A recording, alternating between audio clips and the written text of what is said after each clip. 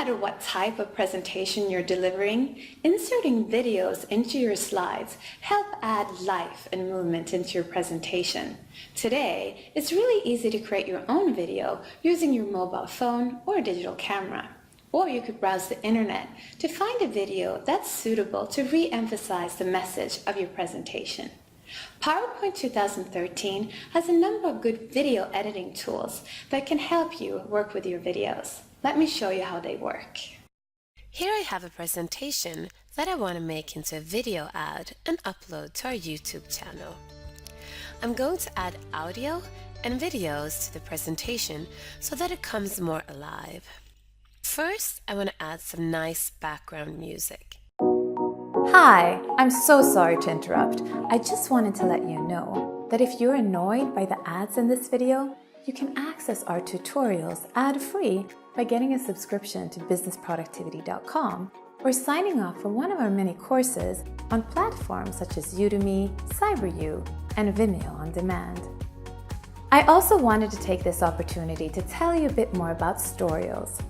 Storyals, which stands for Story-Based Tutorials, is our video package offering for organizations that want to increase employee productivity using Office 365. With Storyals, organizations can inspire, motivate, and educate users on effective use of Office 365 by showcasing real-life best practices.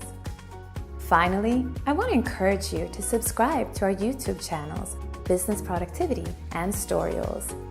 Here you will also find my video blog, Succeed in the Digital Workplace, as well as other videos that can help you increase your productivity. If you have any questions or comments, please post them here and I'll do my very best to get back to you. With that, let's go back to the tutorial. Thank you for watching. To add background music to your presentation, mark the slide where you want the music to start. I already have the first slide marked.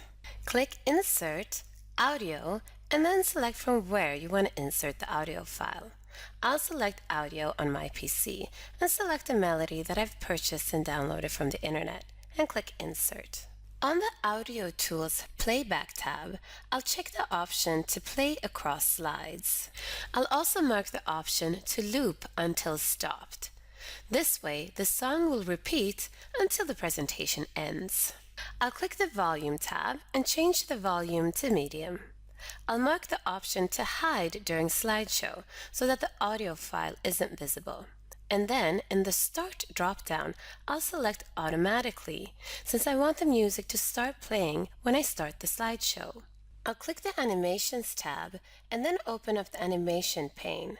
Here I can see that the music has been placed last in the animation list, so I'll just drag it to the top to make sure it starts right away. There! Now let's check this out in slideshow mode. Perfect. I'll close down the animation pane and go to the slide where I want to add a video. To insert a video, go to the Insert tab and click Video. I'll select Video on my PC and select the video I want to insert. To resize the video, I'll just grab one of the corners and move it to keep the proportions of the video. I'll position the video where I want it in the slide, and the alignment guides help me to find the center of the slide. Then I'll click Play.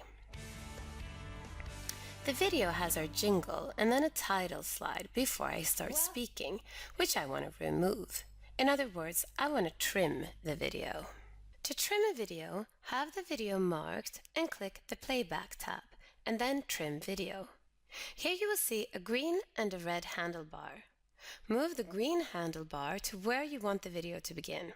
Here I'll move the green bar to when I begin speaking. And I'll move the red handlebar to where I want the video to end. To make sure the ending sounds okay, I'll click right before the red bar and click Play. Budgeting and opportunity analysis. I can fine-tune the timing by using the up and down arrows. And opportunity analysis.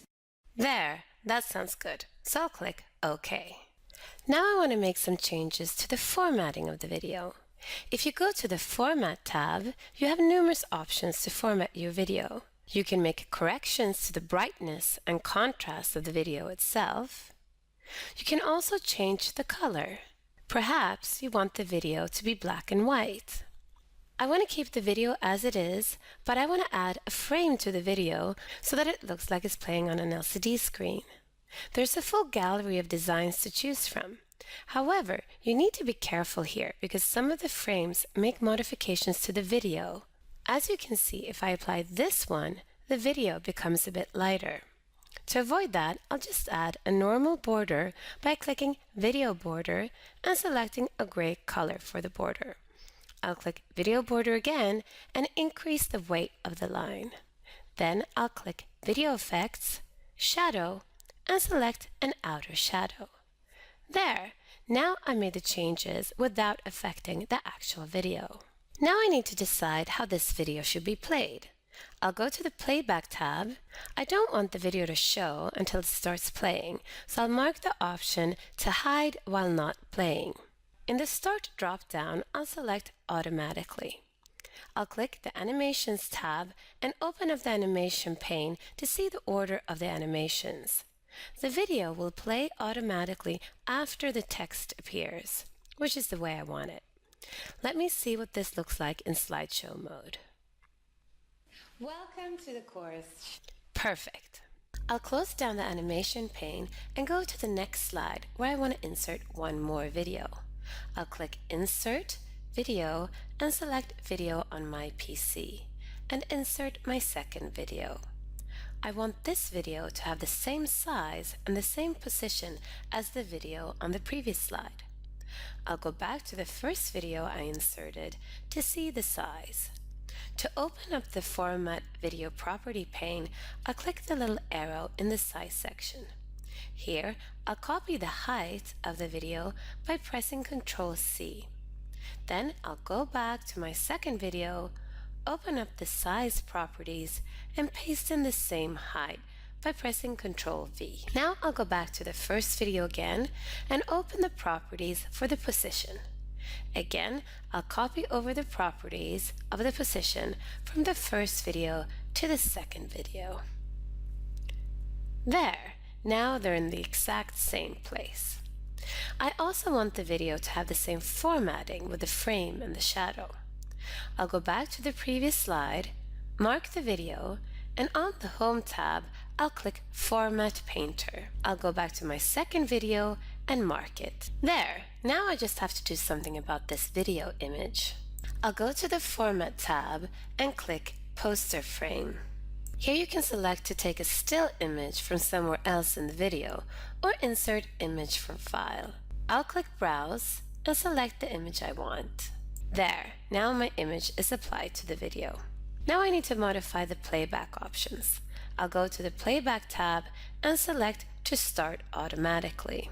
About 17 seconds into the video, I want to add a speech bubble with a text highlighting that our videos showcase real-life business results. To insert a speech bubble, I'll click Insert, Shapes, and then select a call-out speech bubble. I'll draw the speech bubble and then move the pointer. I'll right-click and select to edit text. I'll add the text Real-Life Business Results and apply a nice design. In order for the speech bubble to appear at the right time, I need to add bookmarks to my video. To add bookmarks to your video, mark the video and go to the Playback tab. I'll go to the part of the video where I want the speech bubble to appear. Click Play and then Add Bookmark.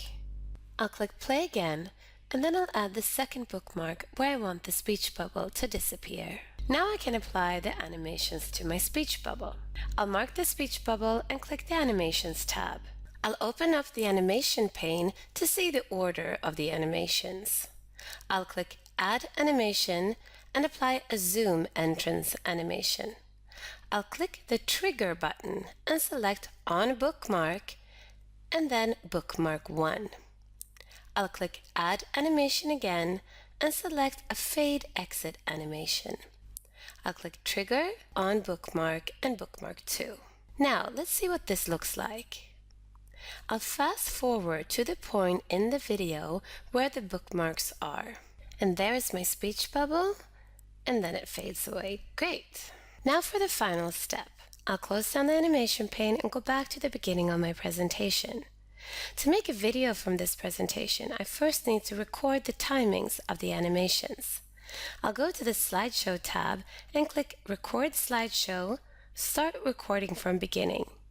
I'll deselect the option to record narration and laser pointer, and then I'll click Start Recording. Now PowerPoint tracks. When in time, I press to move forward in the presentation. When I've walked through the entire presentation, I'll click Yes to save the recorded timings. I'll save the presentation, then go to the File tab, click Export, and then Create a Video. I'll keep the default quality, which is for high definition displays. I'll also choose to use my recorded timings. Now I'll click Create Video. I'll save the movie into my Videos folder and click Save. Now it's being exported into an MPEG-4 video file that I can later upload to our YouTube channel. You can easily insert videos from YouTube into a presentation in PowerPoint 2013. To do that, click Insert, Video, and then Online Video. In the YouTube search box, type in the name for the video you want to insert. I'll write Introducing Business Productivity. Here I have our company video that I can easily insert into my slide. And then I'll just resize the video player a little bit. When you insert videos from YouTube, you don't have as many options in the Playback tab as you do when you insert videos that you have on your PC. To play the video, I'll start the slideshow and then press the video clip.